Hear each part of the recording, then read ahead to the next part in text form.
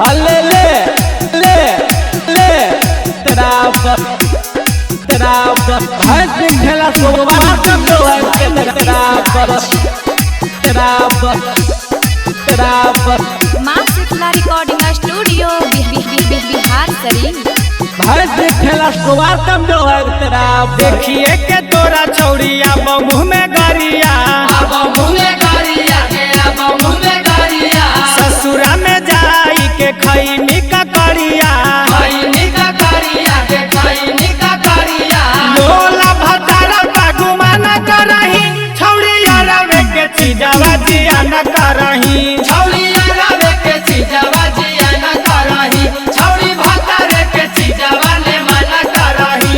ले ले भैंस खेला सोमवार कम जो है तेरा। छौड़िया रवे के चीजवा जिया न करही छौड़िया रवे के चीजवा जिया न करही ले ले ले ले ले ले ले भैंस खेला सोमवार कम जो है तेरा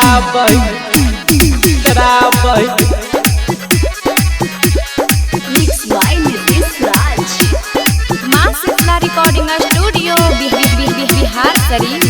ले ले तेरा रहनी कुमारे खूबे मारनी तुम आजा हम खैबौ ताजा बासी खैतौ तोरा राजा जनुआ के कहे तू बीरा न करही छौड़िया रवे के चीजवा जिया न करही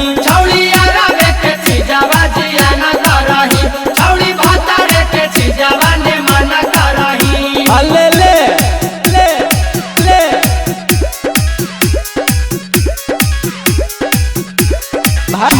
भैंस खेला सोमवार कम जो है तेरा माँ शीतला रिकॉर्डिंग स्टूडियो बिहार शरीफ। कबो तू नहर छौड़ी कबो खरिहानी संगे चितरांगन के कटनी तू चानी झूठा पवनमा के जान कहही छौड़िया रवे के चीजवा जिया न करही